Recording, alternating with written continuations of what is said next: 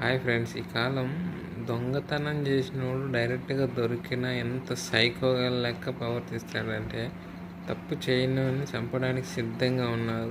Please, ఈ సైకోలు తయారు కాకండి. సమాజం మొత్తం వల్ల అయిపోయారు. దొంగతనం చేసి దొరికినా మళ్ళీ తప్పు ఒప్పుకొని సప్పుడుగా ఉండిపోయి మారిపోతూ ఏదో మిస్టేక్ చేసేసామనుకుంటే మనిషి బతుకుతాడు.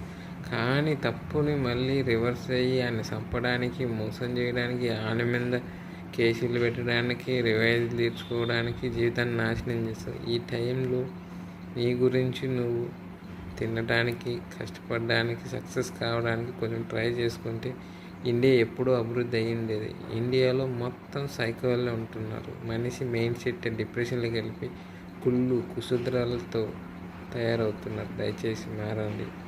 ప్రతి ఒక్క మనిషి ఎవడున్న బతకదామని ముందుకు పోతుంటే 100 మంది లాగుతున్నారు.